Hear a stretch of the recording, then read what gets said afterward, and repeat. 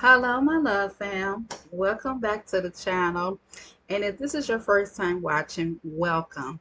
I pray you be blessed by the content I share on the channel. If so, give this video a thumbs up and subscribe to the love fam because it's nothing but love on here. So today is the final series. This is the final series of the Leah and Jacob story. Yes, the final series. I hope you all was blessed by this, series 1, 2, 3, 4, and now this is 5. And today this is the biography of Jacob. So now we're going to read the biography of Jacob. And 4 we did Leah. So now we're going to read the biography of Jacob. And this is beginning and this is his ending. Jacob, the son of Isaac and Rebekah, was a patriarch of the Israelites, father to 12 sons who became the 12 tribes of Israel. His life chronicles in the book of Genesis detail his early schemes, such as trading his brother's Esau birthright from Stu and deceiving his father for the birth blessing. He later experienced divine encounters, including his dream of the ladder at Bethel and in his wrestling with an angel, which earned him the new name Israel. He endured hardship with his uncle Laban, married Leah and Rachel, and eventually reconciled with his brother Esau. His life culminates in his move. Early life in deception. Birth and rivalry. Jacob was the second born twin of Isaac and Rebekah. His older brother Esau was a hunter, while Jacob preferred staying home. Birthright and blessing. Jacob, with his mother, helped deceitfully acquire both his brother's birthright, the heir and inheritance, by trading it for food and the patriarchal blessing from their blind father Isaac. Flight to Haran. Enraged by Jacob's action, Esau Esau threatened to kill him, prompting Jacob to flee to his uncle Laban's home in Haran. Life in Haran. The latter dream. While traveling, Jacob had a dream of a ladder reaching to heaven, with angels ascending and descending. God reaffirmed the promises made to Abraham, promising Jacob countless descendants, marriage, and family. Jacob worked for Laban, falling in love with his daughter Rachel. He was tricked into marrying Leah, as stated in Genesis 29, verse 25 to 28. And after another 7 years of work, he was allowed to marry Rachel. Generations of conflicts. Generation of conflicts. Jacob's relationship with Laban and his wives were marked by conflicts and deception, but also by God, continual present and prosperity for Jacob's growing family. Return and transformation. Return to Canaan. God instructed Jacob to return to his homeland, but Jacob feared violently encounter with his brother Esau. Reconciliation with Esau. Jacob and Esau met and made peace. With Jacob, feared of his brother disputation after the reunion. Later life and legacy. Joseph betrayal. Jacob continued to live in Canaan, eventually facing the betrayal of his son Joseph by his other sons. Moved to Egypt. During a famine, During the famine, Jacob and his family migrated to Egypt, thanks to the effort of his son Joseph, who had risen to power in Pharaoh's court. Jacob ending. Death and burial. Jacob died in Egypt at the age of 147 years. That's long life. That's long life. And was buried with his forefathers in the cave of Machpelah in Hebron. Father of Israel. Jacob's 12 sons founded the 12 tribes of Israel, establishing the foundation of the Jewish people and nation. Wow, y'all. Wow. Wow. So this story has really like it is just really like inspired me so much. It's so good. Like when you read story, and sometimes, as I stated before in the other video, it's always good to go back and see the history, see where it all began. See, like who was their father, their mother, their homeland. It's always good to go back, like when you read stories, because you might find some interesting information. Like, wow, I didn't even I didn't know that, as I'm reading this. And so this story, like, it just it enlightened me. And so, it just enlightened me so much. You just never know. And I'm so glad that I was able, like when I first got the idea to do this series. I'm so glad that, I did it. And then, as I stated in the other video, what inspired me to do this is this book. It's this book. One of the evangelists, had wrote this book. And when I saw the title, Unloved, the Leah and Jacob story, I was like, oh yeah. I'm like, oh yeah, I'm gonna do a series. And so I put Leah and Jacob's story, Unloved but Blessed, is because through her pain, and her sorrow, her rejection of not being unloved, she was blessed. God blessed Leah with 7 children. And so I pray that you all, you got something out of these series. This is your first time watching this video, go back, watch series 1, 2, 3, and 4. Go back and watch it. Go back and watch the video as I share, the history, the family history, and as they said, it was a dysfunctional family. It was a dysfunctional family. It was a lot of deception going on, with all that, and then the polygamy. It was just so much going on, with this family. And as I stated before, we have that going on too. In this day. Uh, Different families, just it's a lot going on, dysfunctional. But you want to know, where did it come from? Where did it all begin? Where did it come from? Where did all and it started? All it can go all the way back. It can go all the way back to, like, your mother, your father's father. You just never know. I know. One time, because sometimes I have a thing in dealing with my like with temper. My temper, sometimes I get angry. So one day I just got to thinking, I'm like, where did this come from? I'm like, where did this come from? And I got to thinking when I was a child. And I was like, that's it. And I got to think about my father and mother. I got to thinking like the bloodline. And I know my father, like, he kind of like, sometimes he get a little temper. And I said, okay, I got it from his side of the family. I said, I got it from his side of the family, because I'm like, my mother's side of the family, I'm like, they more kind of like, they don't not quick, with a temper and all that. They kind of like quiet. And then I said, my father, they got a temper. I'm like, they got a temper, anger. They, they would fight. So I said, I must get it from my dad's side of the family. So it's always, because you just don't know where it come from. Sometimes you don't know why, you got anger issues, or other type of issues. You just never know, and they can go all the way down to your bloodline. So you just never know.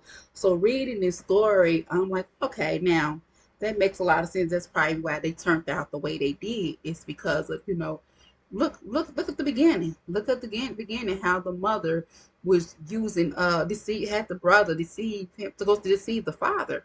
Then here it is, and after all that happened, then he tell him now go. He had to flee. And he was on the run because he thought Esau was threatening to take his life. So he flee to his uncle's house. So you would think that him fleeing to his uncle's house is shelter. He going to a place of shelter. But when he gets to his uncle's house, there's more trouble. There's more trouble when he gets to his uncle's house, because now he at his uncle's house, and then he entering, this polygamy relationship, with his relative, because that's his uncle.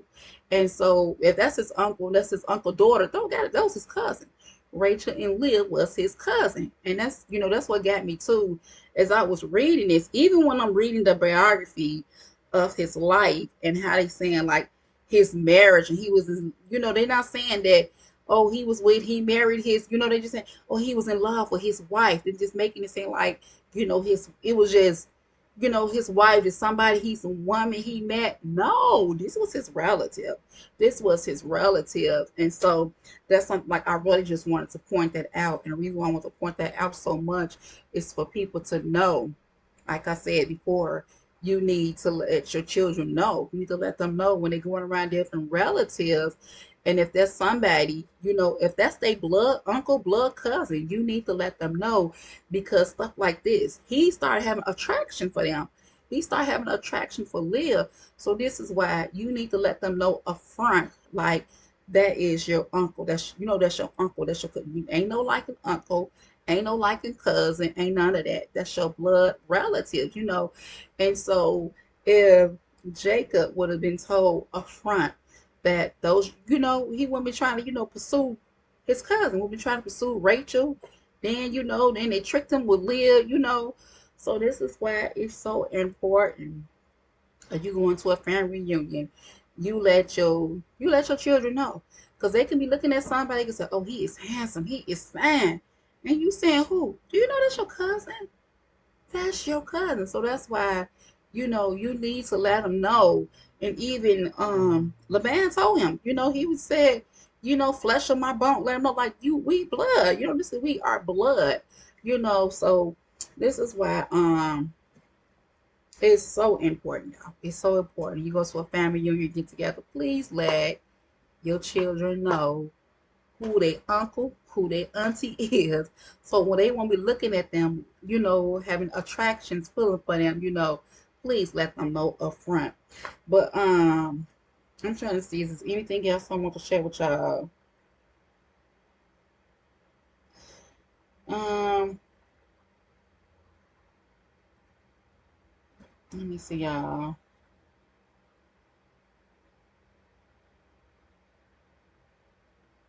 But it's just so, I mean, it was just so sad. And then went through all this, and Aaliyah went through all that, trying to win affection, trying to win his affection. The more kids she had, the more she thought she was going to win his affection. And it's like, no matter what you try to do, try to have kids for somebody. Even you have some women, even not only they go from trying to have a child by a man, they go from, they want, oh, maybe if I marry him, maybe if I marry him, he'll love me.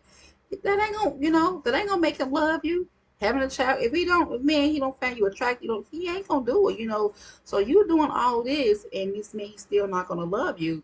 So, trying to win affection for somebody by having a child, or saying you're gonna marry him. There's some women, they even go to the screen for buying men gifts.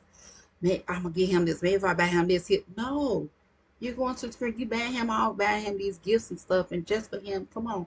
You should not have to, try to win somebody over just by giving them a gift or something. That's not love.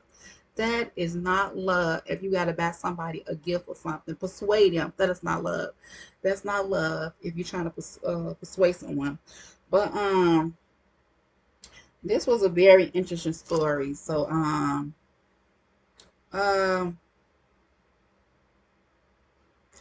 then it also, as I was reading this story and I was putting it together, it kind of reminded me of the story of Hannah and Peninnah. Hannah and Peninnah. For those of you who don't know the story of Hannah and Peninnah, okay, you need to read that story. You need to read that story. It's in 1 Samuel chapter 2, um, chapter 2, chapter 2 to verse 28. I did a Bible study on this, and the name of that video is titled uh Hannah Tears Turned into an Answered Prayer. Is a Bible study I did on this, and how Hannah Hannah could just sound like just like Leah. Hannah couldn't have a child, and Peninnah could. And so Peninnah would like taunt her. She would like taunt her, go before her and say little things and taunt her. And to the point, Hannah, it grieved Hannah. Hannah, she went to the priest. She went to the priest, and the priest thought she was drunk. And she was like, "No, my Lord, like, I'm not drunk." And so, but God, later on in the story, God bless Hannah. God bless Hannah with, let me see how many she had. I think it was six. Let me make sure. Yeah, I think God bless Hannah was the first one. She said, Lord, if you bless him with a child, I will give him back to you. And so she kept her word. She kept her word. When God blessed her with a child, she gave him back. She left him with the priest. She would go there and she would visit him. And God bless her. God bless Hannah with some more children. So you get a chance, you go read First Samuel chapter 1, verse 2 to 28, the story of Hannah and Peninnah. It almost sounds like the story with Leah. So get a chance, read that story. But I pray that you all was I pray that you all was blessed by this final series of Leah and Jacob, the biography of Jacob. And if you all want me to, because I was just saying we're not gonna talk about Rachel. I wanted to address Leah because of Leah, she was unloved, she was rejected. So, but if you all want me to do a biography on want me to do a biography on Rachel, just let me know down in the comment section. Say, you know what, can you do a biography on Rachel? I'll do one on Rachel, even though this is the final series, but still I'll do one on Rachel if you all want me to. But but that's it, you all. I pray that you all was blessed by these series. You got something out of it. If so, give this video a thumbs up. Subscribe to the channel if you haven't already done so. And please share this video. Share this video with a loved one or a friend so they too can know. They might be feeling like Leah. They might be feeling like Leah. They might be feeling unloved, rejected.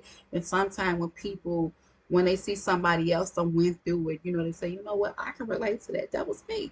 That was me. I was like Leah. That's just like me when I shared in the other series. I think it's maybe 3 or 4, and how I shared that there was one point in time, like I was at church and I was ushering, and this sister came up to me and she flashing her little ring, and I felt some type of way, but I thank God, my brother, he sent me that text. So you might be a Leah. You might be a Leah. You feel unloved. You feel rejected. You feel overlooked. I just want you to know the Almighty God, He loves you. He loves you. You are loved by God. If no one has told you, He loves you. And He have a purpose and a plan for your life. So, um, but that's it. I think that's it, y'all. I'm trying to see, is there anything else I want to share with you all? But that's it. And if this is your first time watching this video, all the series I have them. They're gonna be in my playlist. They're going to be on my playlist. So if you want to go back and watch the series 1, 2, 3, and 4, they're going to be on my playlist. But that's all I have for now. I pray that you all was blessed by this video. Until next time, it's your girl Melissa. God bless.